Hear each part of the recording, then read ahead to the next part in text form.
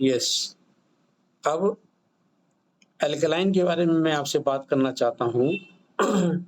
तो हमारे शरीर में जो स्वतः पानी है, यानी हमारा को जो लार है, वो भी पूर्ण अल्कलाइन होता है। वो प्योर उसमें पीएच वैल्यू बहुत शानदार होती है। और अगर आपने नापना है तो आपके घर में छोटे से अगर बच्चा है, छोटा-सा बच्चा है, तो उसके मुँह में उँगली डाल के थोड़ा-सा लार निकाल लें आप।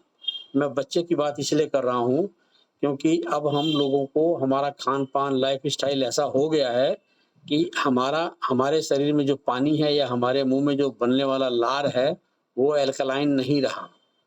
हम क्या करते हैं, तमाम तरह के व्यसन के शिकार हैं, गुटखा, पान खाते हैं, खाने का भी हमारा हिसाब-किताब ठीक नहीं है, तो इसलिए मैं बच्चे की बात कर रहा हूँ। नवजात बच्चा हो या 3-4 महीने का हो, साल का हो, उसके मुँह में अगर आप उँगली डाल के देखें तो उसका जो लार होगा, अगर उसकी आप नाप करें, तो वो प्योर पूर्ण अल्कलाइन है, उसमें पीएच वैल्यू लगभग 7.4 या उससे ज़्यादा होता है।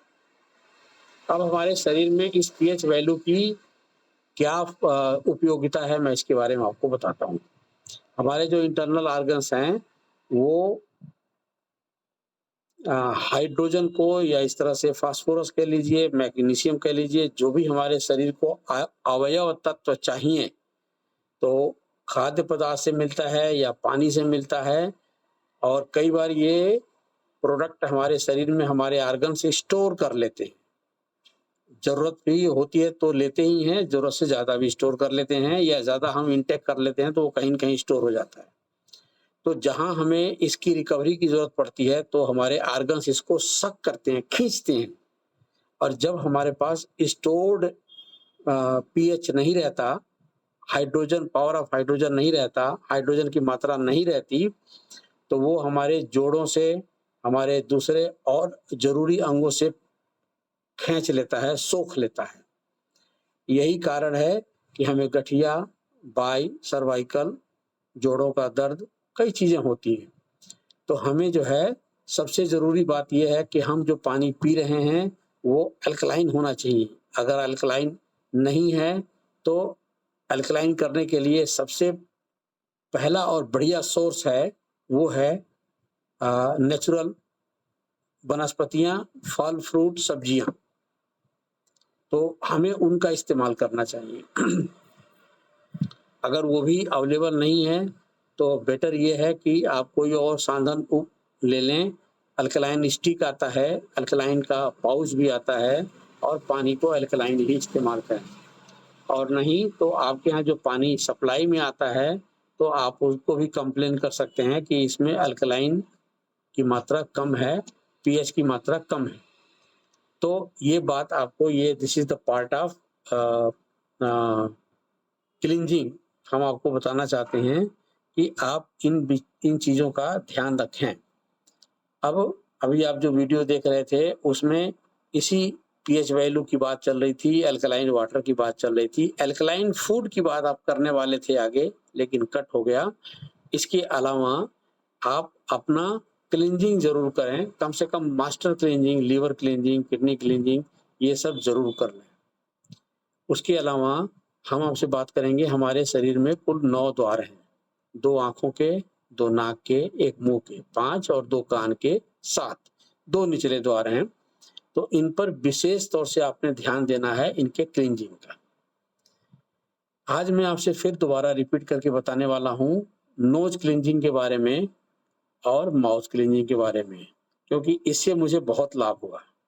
नोज़ क्लींजिंग में एक नाक से पानी डालते हैं, दूसरे नाक से निकालते हैं, इसको बोलते हैं जल नेति। और फिर दूसरी नाक से डाल के और पहली नाक से पानी निकालते हैं, ये जल नेति की प्रक्रिया है। 1 बार, 2 बार आप कर सकते हैं। आप हल्का गुनगुना पानी इस्तेमाल कर सकते हैं, उसमें सेंधा नमक की 1 चुटकी इस्तेमाल कर सकते हैं। इस प्रक्रिया में लगभग 150-200 ml पानी लग जाता है।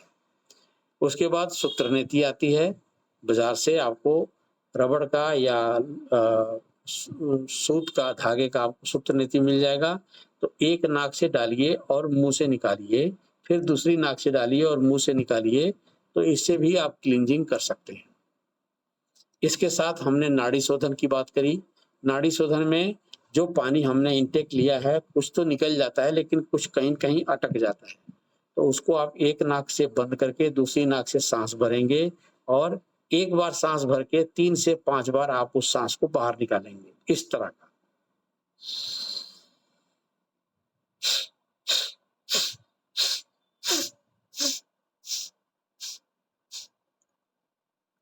इस तरह से दूसरी नाक को बंद करिए, साँस को अंदर लीजिए।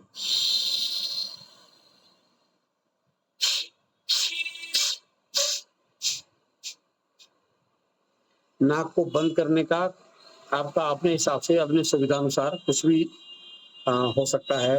कुछ लोग इस तरह से नाक को बंद करते हैं, कुछ लोग ऐसे बात कर लेते हैं, तो आप कोई भी रास्ता इख्तियार कर सकते हैं। तो ये 1 बार 2 बार कर सकते हैं, फिर आप दोनों नाक से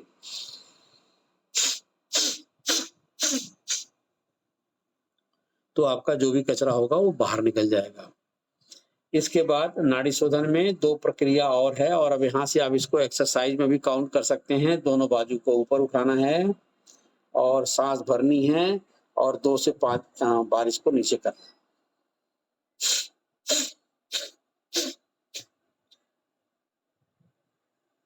इसको भी 1-2 बार 3 बार जितना आपका दिल करे, तो इससे यहाँ पर और ये ऊपर-नीचे और काफ़ी आपको फ़र्क पड़ेगा। तो ये नाड़ी शोधन का प्रक्रिया है, इसमें एक्सरसाइज भी हो जाएगा। हाथ ऊपर करिए, कम से कम इतना तो दिन में करिए ही करिए, 15-20 मिनट। हाथ ऊपर करिए, साँस को भरिए, पेट आपका फूल जाएगा और इसको नीचे लाइए।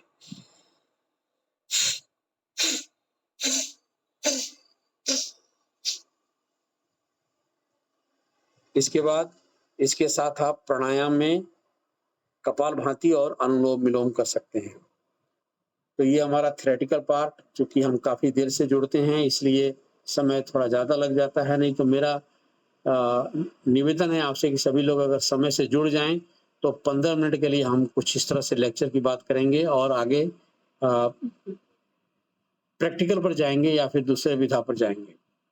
मैं देख पा रहा हूँ, हमारे बीच में चित्रा बड़वे मैम आ गई हैं, जो अक्सर आपको अ, सूर्य नमस्कार के फ़ायदे और उसके तरीके और उसमें जो यूज़ होने वाला है मंत्र, उसके बारे में बताती हैं। तो मैं निवेदन करूँगा आदरणीय चित्रा बड़वे मैम से, आप अनम्यूट करें अपने आप को और सेशन को आगे कंटिन्यू करें। बहुत-बहुत आभार आपका। धन्यवाद।